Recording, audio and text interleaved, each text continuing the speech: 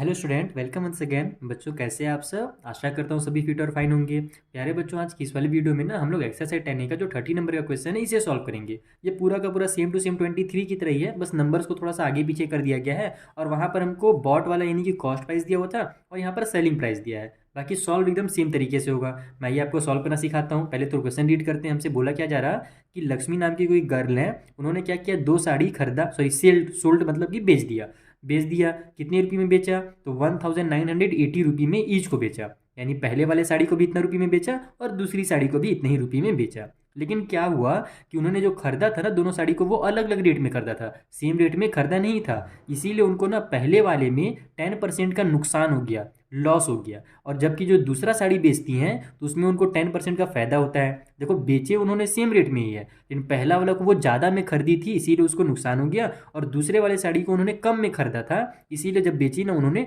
तो उसमें उनको 10% का फायदा हुआ। तभी ना इतना में बेचने पर फायदा हो रहा है, यानी कि कम में खरीदा होगा। तो अब हमसे बोला ये जा रहा है कि फाइंड हर गेन और loss percent in the whole transaction. यानी आपको ये बताना है कि दोनों साड़ी को मिला करके अगर हम लोग देखें, खरीदने से लेकर के बेचने तक, तो उनको एक्चुअल में फायदा हो रहा है या नुकसान हो रहा है ये बताना है। और उसका हमको परसेंट बताना है। देखो, लॉस परसेंट और गेन परसेंट, अच्छा हाँ यही बोला है ना, हाँ, कैलकुलेट इज गेन और लॉस परसेंट। तो यहाँ पर आपको परसेंट निकालना है। तो जैसे उसको सॉल्व किया था सेम ऐसे ही सॉल्व होगा। सबसे पहले हमको क्या करना पड़ेगा कि एक्चुअल में दोनों साड़ी का जो कॉस्ट प्राइस था, उन्होंने खरीदा कितने कितने रुपये में था। जब हमको पता चल जाएगा कि वो कितने रुपये में खरीदे थे, तब हम लोग आसानी से इस क्वेश्चन को सॉल्व कर सकते हैं। ये वो कैसे निकालना है मैं आपको कॉपी में समझा देता हूँ। तो देखो, सबसे पहले हम लोग एकदम सिंपल जो तरीका है जो मैंने आपको शुरू से समझाया इस चैप्टर में कि आप 100% मान करके बनाओ, आसानी से सॉल्व हो जाएगा। तो यहाँ पर हम लोग क्या करेंगे, जो कॉस्ट प्राइस है साड़ी का ना, उसको 100% मान लेते हैं, क्योंकि हमको पता तो है नहीं कितने रुपए खरीदा गया है। लेकिन जो पहला वाला साड़ी था उसमें उनको 10% का लॉस हो गया, तो इसमें आप लिखोगे कि Lakshmi got loss of 10% in first one. यानी जो पहला फर्स्ट साड़ी भी लिख सकते हो वन की जगह पर। जो पहला साड़ी था उसमें उनको 10% का लॉस हुआ है। इसके देखो, 100% में उन्होंने खरीदा था और उनको 10% का लॉस हो गया। तो यहाँ पर सॉरी, कॉस्ट प्राइस नहीं होगा, एक्चुअल में जो हमारा सेलिंग प्राइस है वो कितना हो जाएगा वो बताओ। तो देखो, 100% में खरीदा था और जब बेच रही हैं तब 10% का नुकसान हो रहा है। तो जो सेलिंग प्राइस होगा वो हमारा 100 में से 10 माइनस करो, तो जो सेलिंग प्राइस है वो हमारा 90% होगा।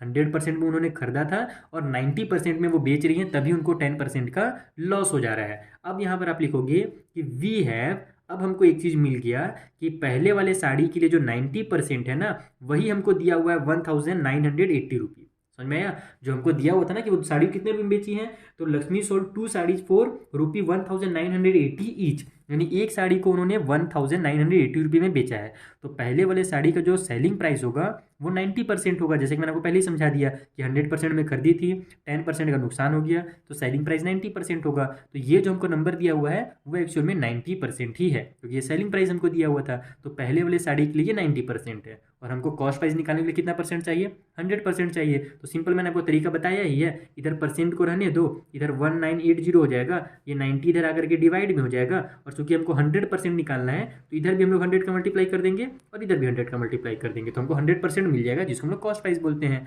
जीरो से जीरो कैंसिल, 9 1 जा 9, 9 2 जा 18, यहाँ पर 1 बच गया, ये आगे जाकर इसको फिर से 18 बना देगा, तो फिर से 9 2 जा 18 हो जाएगा। तो यहाँ पर हमारा 100% कितना निकल गया, 22 1 जा 22, और ये 2 जीरो उतर गए।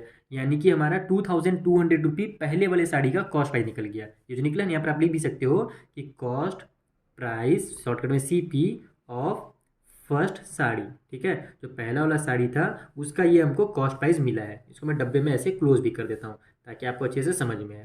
ठीक, ये पहले वाले साड़ी का निकला है। दूसरे वाले में उनको क्या हुआ था, 10% का फायदा हुआ था।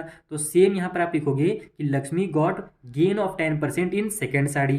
ठीक है, यहाँ पर मैं लिख देता हूँ फिर से कि Lakshmi got gain of 10% in second sari. दूसरे वाले साड़ी में उनको 10% का फायदा हुआ था। तो देखो, उन्होंने खरीदा कितने में था, 100% में खरीदा था, और इस बार 10% का उसको फायदा हो रहा है। तो जो सेलिंग प्राइस होगा इस बार हमारा वो कितना हो जाएगा, 100 प्लस में 10% हो जाएगा, क्योंकि इस बार इनको फायदा हो रहा है। तो जो जब कभी प्रॉफिट होता है तो कॉस्ट प्राइस से ज़्यादा का होता है, इसीलिए हम लोग वहाँ पर क्या करते हैं, ऐड करते हैं और लॉस में माइनस कर देते हैं। तो 100 में 10 प्लस करेंगे तो 110% हो जाएगा। यानी जो सेलिंग प्राइस हमको दूसरे वाले साड़ी का दिया हुआ है ना 1980 रुपी, वो एक्चुअल में 110% है। पहला वाला नुकसान हो रहा था उसमें वो 90% था, और जिसमें फ़ायदा हो रहा है वहाँ पर वो जो हमारा 1980 रुपये है वो 110% है। तो फिर से वही लिखोगा कि वी हैव, अब हमारे पास दोबारा से क्या है, 110% इक्वल टू 1980 रुपी। रुपी को आप पहले लिखो बाद में लिखो, बात एक ही है। फिर से वही चीज़ हमको 100% निकालना है, तो इधर परसेंट को रहने देते हैं, 1980 हो जाएगा। ये इधर आकर के डिनोमिनेटर में हो जाएगा, इधर भी 100 का मल्टीप्लाई हो जाएगा और इधर भी 100 का मल्टीप्लाई हो जाएगा। ये 0 से 0 कैंसिल, 11 बन जाए 11, ऊपर में भी 11 बन जाए 11 हो गया। यहाँ पर हमारे पास 8 बच गया, वो 8 आगे जाकर इसको 88 बना देगा, तो 11 8 जा 88 हो जाएगा। तो यहाँ से हमारा 18 का 100 से मल्टीप्लाई होगा तो 18 और डबल 0 हो गया, यानी कि 1800 रुपी जो है वो दूसरे वाले साड़ी का सेलिंग प्राइस है। ठीक है, सॉरी बोल रहा हूँ, कॉस्ट प्राइस है। जैसे पहले वाले का कॉस्ट प्राइस 2200 था, दूसरे वाले साड़ी का कॉस्ट प्राइस 1800 है। तो आपको समझ में आ गया होगा। यहाँ पर आप इसको लिख दो अब कि cost price of second sari. ठीक है, थोड़ा सा मैं इसको एकदम धीरे धीरे आपको मैं रिपीट करके समझाता हूँ ना, एक कहानी यहाँ पर बन गया हमारा, वो समझा देता हूँ ताकि आपको कन्फ्यूज़न ना हो। देखो, दोनों साड़ी को वो 1980 रुपये में खरीदी थी। तो पहला खरीदी थी, यार क्या बोल रहा हूँ, लगता है मैं ध्यान कहीं और चल जा रहा है, रुको फोकस करने दो। देखो, दोनों जो साड़ी था उनको उन्होंने 1980 रुपये में बेचा है। तो जाहिर सी बात है कि जो पहला वाला साड़ी था उसमें उनको क्या हुआ था, नुकसान हुआ था। तो वो क्या करी होंगी, ज़्यादा में खरीदी है तभी तो उनको नुकसान हुआ है। तो पहले वाले साड़ी को वो कितने में खरीदी थी, 2200 में खरीदी थी, इसीलिए इतना रुपए में बेचने पर उनको नुकसान हो रहा है।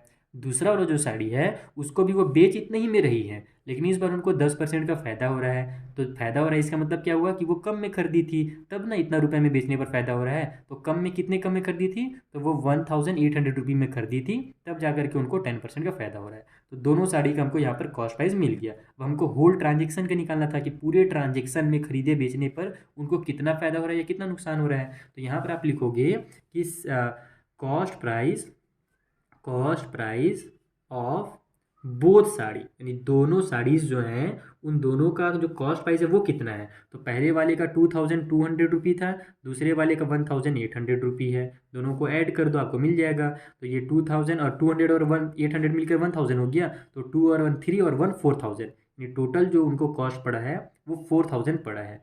और फिर उसी तरीके से अब आप क्या करोगे, सेलिंग प्राइस निकालोगे दोनों साड़ी का। यहाँ पर मैं लिख देता हूँ selling price of both sari. ठीक है, दोनों साड़ी का सेलिंग प्राइस कितना है, तो दोनों को उन्होंने 1980 में बेचा है, तो बस दोनों को ऐड कर दो या फिर 2 से मल्टीप्लाई कर सकते हो, दोनों एक ही चीज़ होता है।